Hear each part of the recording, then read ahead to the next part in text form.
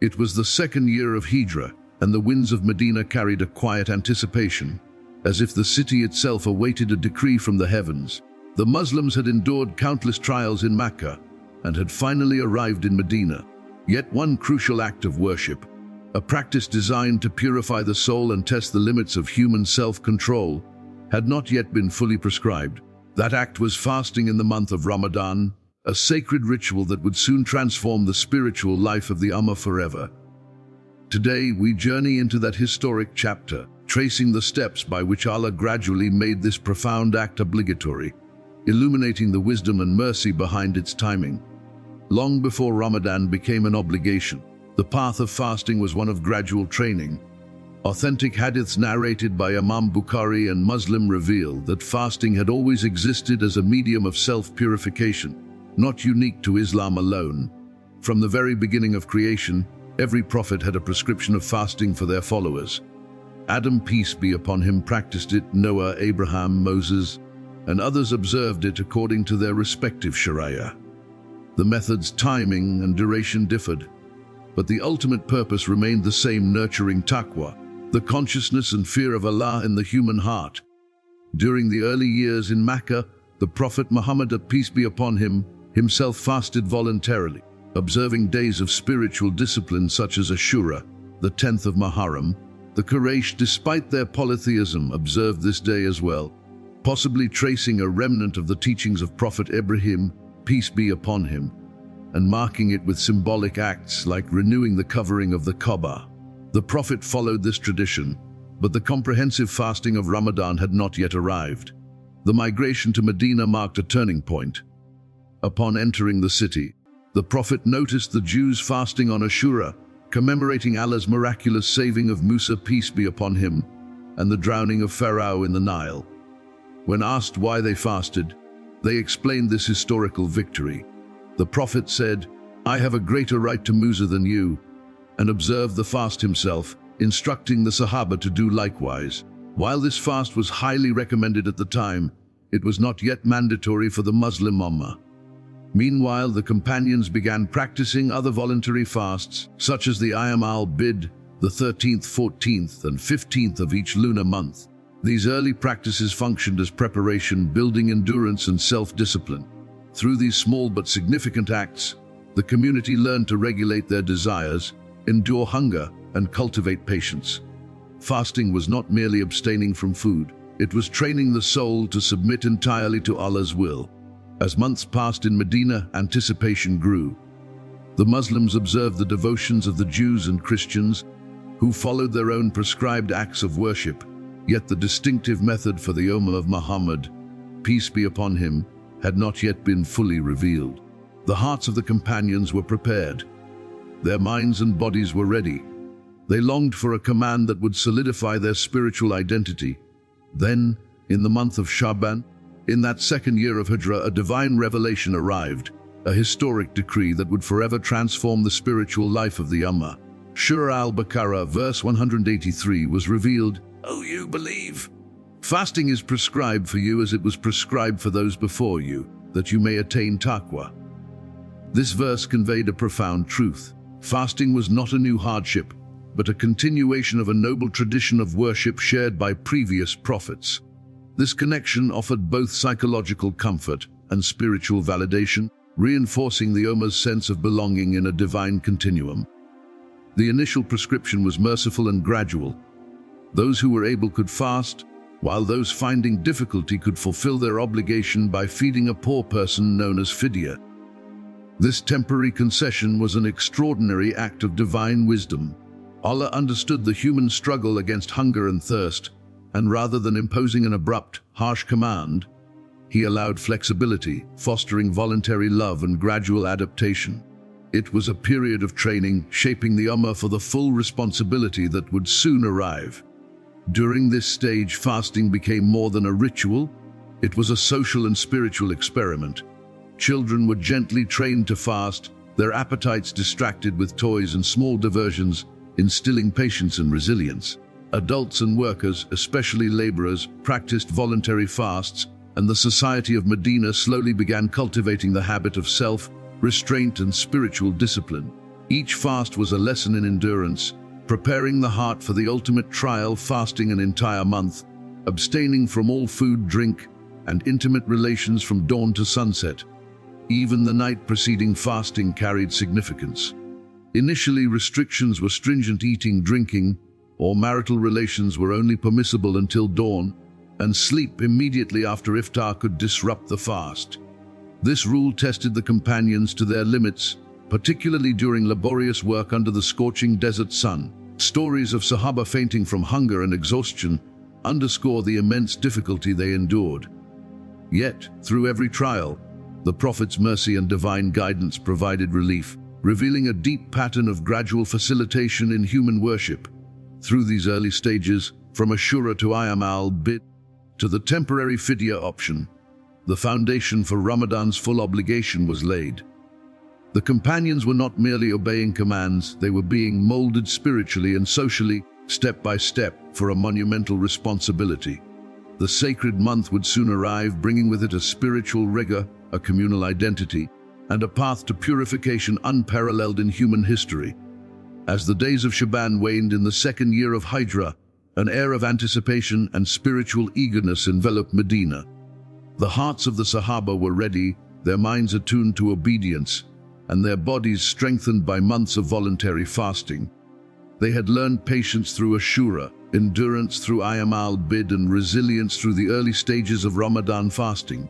Yet, a momentous decree was about to arrive, one that would forever transform the religious landscape of Islam and leave an indelible mark on the history of mankind. It was during this sacred period that Allah revealed the final, unalterable commandment of fasting in Ramadan.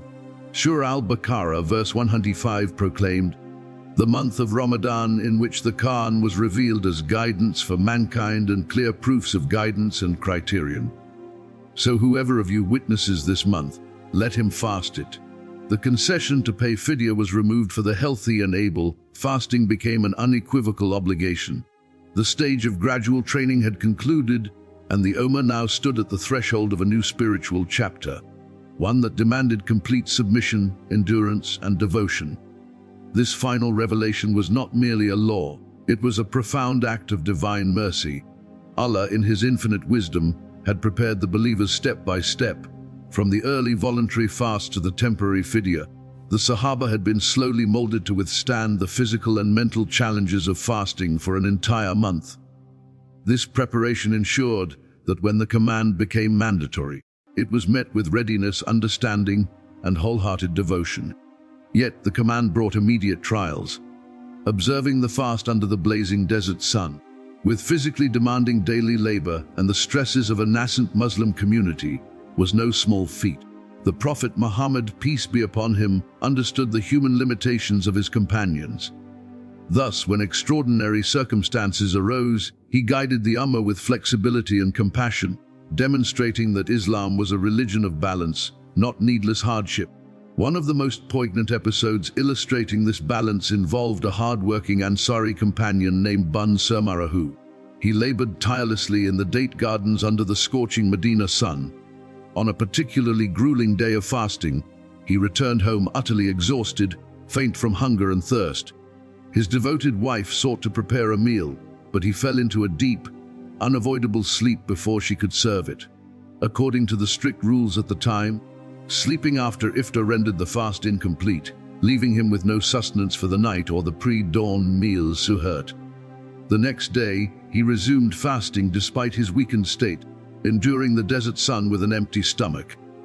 The Prophet's heart grieved at the suffering of his companions, yet he awaited divine guidance. Soon, mercy descended from the heavens in the form of a new revelation. Surah Al-Baqarah, verse 187, relaxed the restrictions. It was permissible to eat, drink, and engage in marital relations during the night until the white thread of dawn becomes distinct from the black thread. This divine adjustment alleviated hardship while preserving the essence of the fast, demonstrating Allah's compassion and the balanced approach of Islamic law. This evolution of fasting rules, from early voluntary practices to stringent initial regulations, and finally to the compassionate guidance of Shuhur, highlights a recurring theme in Islamic worship: the interplay of challenge and ease. Every stage was designed to cultivate spiritual resilience, self-discipline and taqwa, while never overwhelming the human spirit.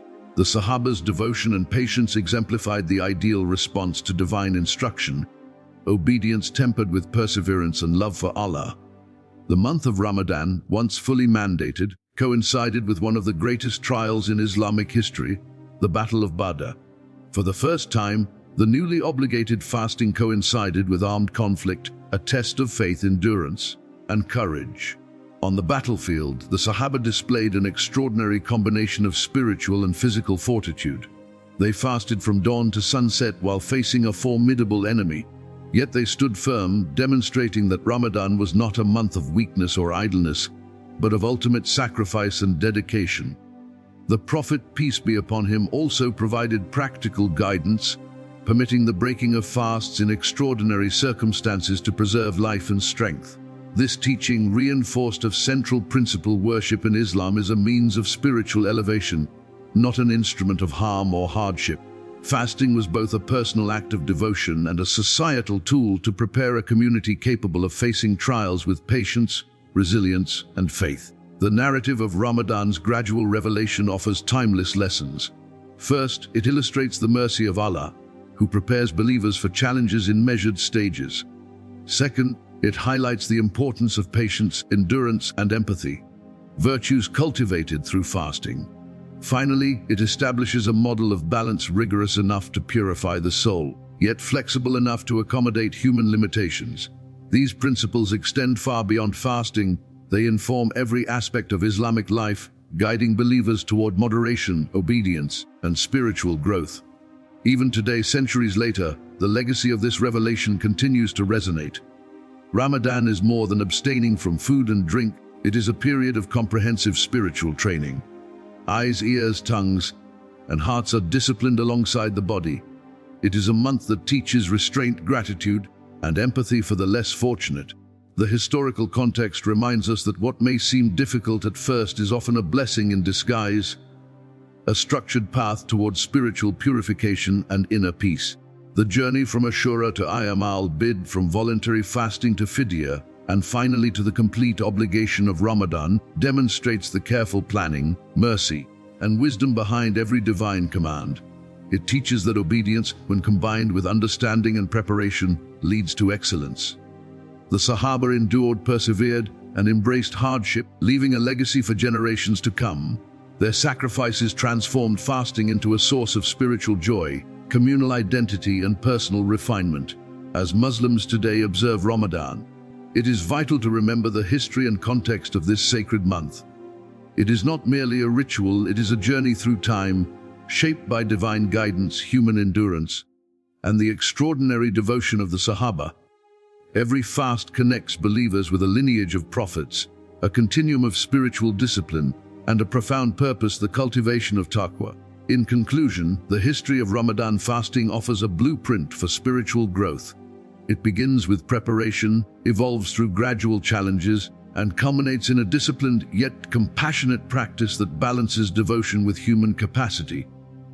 The Sahaba's perseverance, the Prophet's guidance, and the divine mercy revealed through the Quran illuminate a path for all believers, a path that transforms hardship into blessing, discipline into joy, and submission into spiritual elevation. Today, when we fast, we are not merely abstaining from food and drink. We are participating in a timeless legacy of faith, endurance, and divine guidance. Every suhoor, every iftar, every moment of restraint is a testament to the wisdom of Allah and the resilience of the human spirit.